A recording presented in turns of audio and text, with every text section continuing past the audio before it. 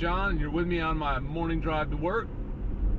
This is the post-Super Tuesday edition, or should I say the post-Clown Show edition. That was a pretty ridiculous display last night. The speeches afterward, I couldn't sit through them, so I didn't really listen to much of them. I was actually more interested in watching the president's press conference, his first press conference of 2012, and I haven't actually watched it yet, but from what I've heard, it was a good one, and you should be able to see it on my website, shredoftruth.com. I'm gonna put an entry on there with it so you can watch it, because President Obama's definitely giving it to him with both barrels now, which is what he should have been doing all along. So I'm happy about that. But last night, Super Tuesday, it went pretty much how I expected it to go, with maybe one exception. I thought that Romney probably would have won Oklahoma, but then on the other hand, I'm not surprised. I mean, Oklahoma, Rick Santorum won Oklahoma, Tennessee and North Dakota, and obviously, those are all whack job states, so it makes sense. The Newtster won his home state, which, so he's going to be around for a while, and I'm sure Santorum hates the fact that he's sticking around, because that definitely puts a dent in his side. And of course, Romney was a big winner. He had 6 wins. I thought he might have even had more than that. So, I mean, that wasn't necessarily a dominating performance, but I mean, it was, but it wasn't.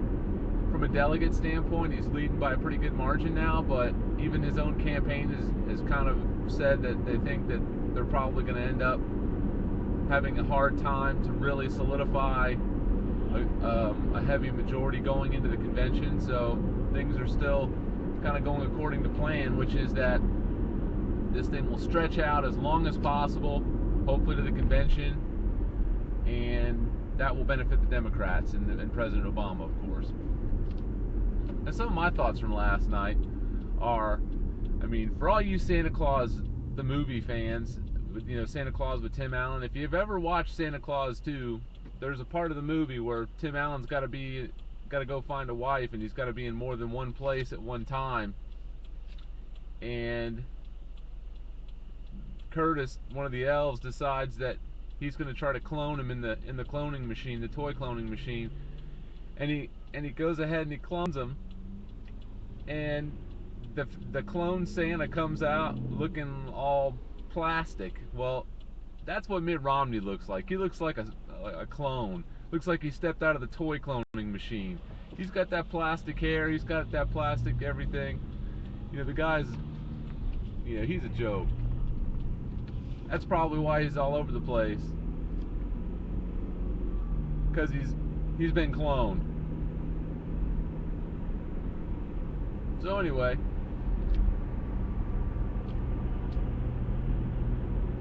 other thoughts from last night. Newt Gingrich. I'm kind of thinking Newt Gingrich really ought to take the whole moon colony idea and run with that. Even if he doesn't win the presidency, maybe he can figure out a way to start a private sector company whose sole purpose is to colonize the moon. And then all the right-wing idiots like Rush Limbaugh and him and whoever else, they can all go live on the moon. But the only problem is being that the moon affects the Earth, the lunar pull. I mean, those assholes will start drilling for oil on the moon and polluting like crazy, and then next thing you know, the moon's going to be all fucked up, and then we're going to have a mess on the Earth. So, I don't know about that one either. It's kind of a double-edged sword, but I'm kind of leaning toward, in the short term, getting rid of those assholes, putting them up there on the moon. Then that way we don't have to worry about them. Maybe we can pursue green energy and some other initiatives, and we won't have so much damn obstruction from those assholes. Because I swear that is getting on my damn nerves. The highway bill couldn't even clear the procedural hurdle because asshole Republicans in the Senate are filibustering again. These guys, they just will not work with the president, and it just pisses me off that there's people that are even voting for these jerks. I mean, the good part about it, as we saw last night, throughout a lot of the analysis of the Super Tuesday, through of Super Tuesday as it unfolded is that in the polls, these guys are starting to pay the price. And of course, Rush Limbaugh now he's up to 37 sponsors that have pulled out, and there's 2 radio stations that have taken his show off the air. Now there's petitions to Clear Channel to completely cancel his show. Hopefully the Premier Network starts getting pressure. I mean, this is good stuff right here. This guy needs to learn, that his actions have consequences. And the same for all the right-wing nut jobs out there. They need to learn that you can't go around spewing hateful rhetoric and saying whatever you want and getting away with it. It's just not, it's not American. It's not patriotic at all, but they like to paint themselves as big-time patriots. But I think it's hilarious. These guys are a freaking disaster. And Ron Paul, with a whopping 24 delegates, I mean, this guy's so irrelevant. He's like they said last night, he's starting to become an asterisk. And that's absolutely true. I think he's been an asterisk since day one. But of course, you've got all these people that were kind of enamored, or that are still enamored with Ron Paul. He's got a contingent of supporters. One of our relatives is a big Ron Paul zealot. Of course, she's a Bible thumper, so what does that tell you?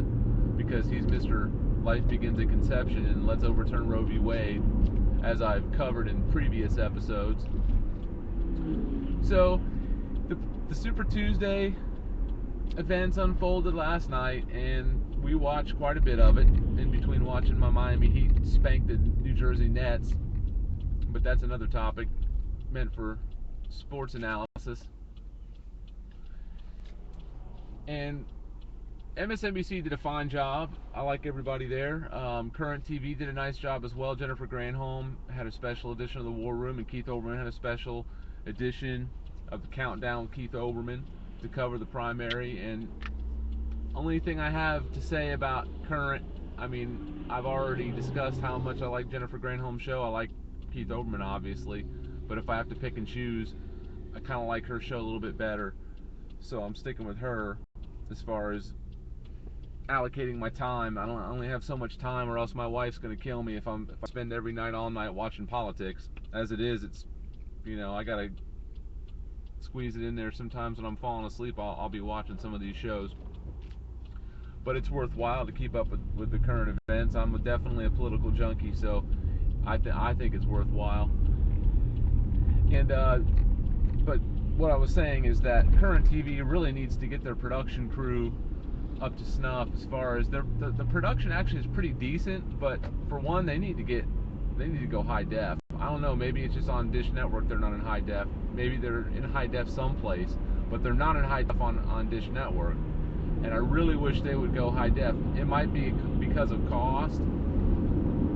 Thankfully, they're starting to pull in more progressive talk shows. The Bill Press Show, which is a radio show, and the Stephanie Miller Show, which is also a radio show, are both going to be on Current TV in their entirety. So they will have cameras in their studios. I don't know how much of a production set they're going to have at this point, but even just having cameras in the radio studio and letting them still do the radio show the way they always have is a good thing, because I mean, those shows are both 2 of the best progressive shows on the radio. Now, if we could just get a couple of the other ones pulled in there, I don't know. I don't necessarily think Randy Rhoads would be all that well suited, because I think some people, I like Randy Rhoads for the most part. Sometimes she grinds a little bit, but for the most part, I like Randy Rhoads. Some people probably can't stand her style. I personally don't mind it. She's pretty good. And Mike Malloy would be a really good one. He's pretty hard hitting. And Mike Papantonio, Ring of Fire Radio, that would be a wonderful show to have on Current TV. If they could do that just even on Saturdays, like his radio show now is on Saturdays. I'm not sure if they're looking at any weekend programming, and I'm not sure if Mike Papantonio has the time. He's an ace trial lawyer, and I'm sure he's busy with a lot of class action lawsuits and whatnot, so I'm not sure if they could pull him in there or not. But I mean, it'd be awesome if they could, because Pap is hard hitting. He's wonderful, really good progressive champion. Too bad they couldn't get Ed Schultz to come over there. But then on the other hand, I mean, they've got the ratings machine going at MSNBC. So, I mean, granted, they're not necessarily beating Fox all the time. They're beating them in some time slots, but I don't think that current TV is going to be any better, and I'm sure their ratings to this point haven't been solid enough to be able to justify moving some of those big time shows over to current TV. But they did a solid job of coverage in the primaries as best they can do. I'm really hoping current TV takes off a little bit better because, I mean, we need a progressive media machine to turn the volume up louder than Fox News. I've said that all along. That's one of the main reasons why I created my website, shredoftruth.com, is because I think, I mean, granted, you know, it's a news roundup and I do some editorials here and there or whatever, so it's nothing groundbreaking at this point, but I have enough wide-ranging material on there besides just the news roundup and everything that if nothing else, my site is an echo chamber, and we need as many echo chambers as possible because we know there are thousands of right-wing echo chambers parroting that same bullshit, and we need as many echo chambers as we can get in addition to groundbreaking news and media outlets. And Citizens Media is definitely a wonderful venue to showcase that in, and Citizens Media is really what's going to get you, I mean, provided that they adhere to some journalistic standards, which I've created Facts Not Fox Media as a set of journalistic standards to which any news or media outlets can subscribe to. They can use my logo, and as long as they adhere to those journalistic standards, which are no misinformation, relentless fact checking, make sure that you're not parroting false information, and if you are, correct it as soon as possible. That's the gist of it. I mean, there's more details than that, but that's the gist of it, and that's what we all need to be trying to hold these news and media outlets accountable to, because the days of Fox News, I hope, are numbered. I don't think they are, but I really wish they would be. I wish people would really wake up. I think the Occupy movement's woken a lot of people up to that fact, but I really wish people would wake up and realize that Fox News is not doing them any good when they use them as their sole news source. And so, you know, the Super Tuesday thing unfolded, and I found myself just sitting there going, you know, wondering how in the hell Mitt Romney thinks he's going to beat President Obama in a general election. I mean, he can't even beat, you know, Grumpy and Dopey, or Grumpy and Dreamy, or Grumpy and Wacky in a freaking primary race, spending tens of millions of dollars on TAC ads.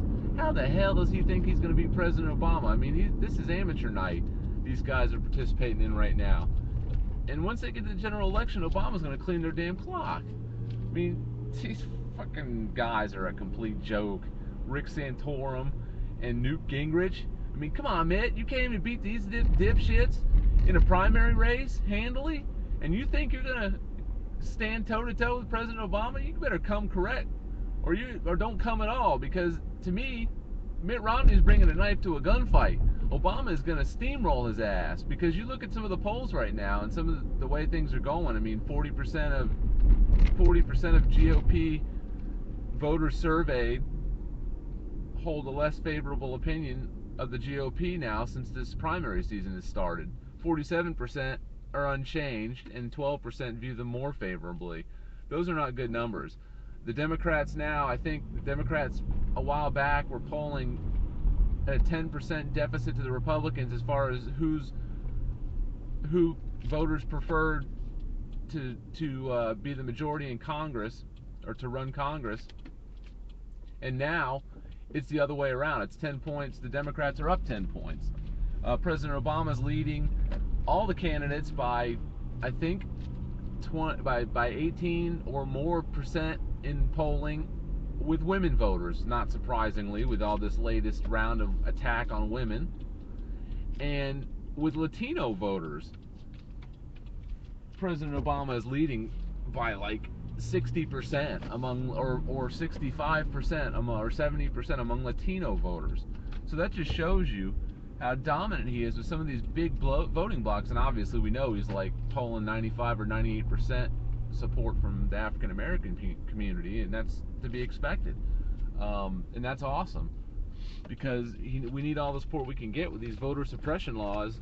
You just don't know how it's all going to unfold, so you better we better have extremely high turnout and huge majorities in order to hope to win. And if we win by some ridiculous landslide, then so be it. That's the way it needs to be, because we cannot afford to have any Republican president. That's for darn sure. If for no other reason than Supreme Court justice appointments alone, which I think I've covered that.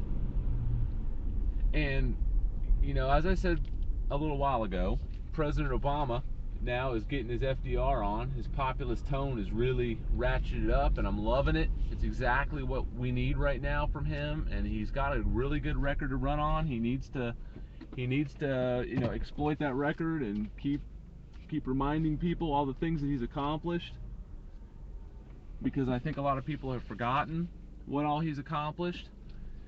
And if he just keeps doing that, I think he'll be in really good shape. And so my thing I have issue with that I've had issues with President Obama today are, during his first 3 years, my issue I had with him was not the first 3 years, but at different times through his presidency so far. The thing I've had the biggest issue with him is that he just didn't stand up to Republicans hard enough, and he tried for too long the bipartisan thing. I mean, I was all for it initially, but once we realized, I thought, yeah, get it out of your system. That's my thing for today. Is he, especially during the debt ceiling fight, there's some fights he went into where he just gave in right away or gave up things in the negotiating table, and you're like, what in the hell are you doing?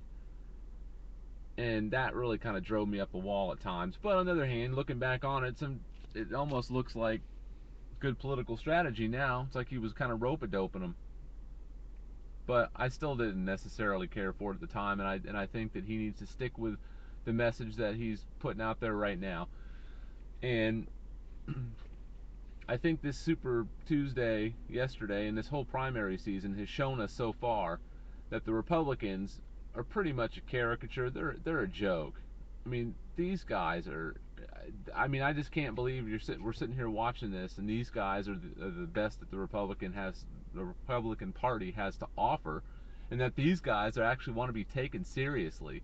With some of the rhetoric, I mean, they're basically creating this fictional president that they're running against. And the funny part about all this is this whole house of cards is going to come crashing down come general election time, because they're going to actually have to run against the real president. The one that actually did some things and got some things accomplished, the one that's pragmatic and sane, unlike them.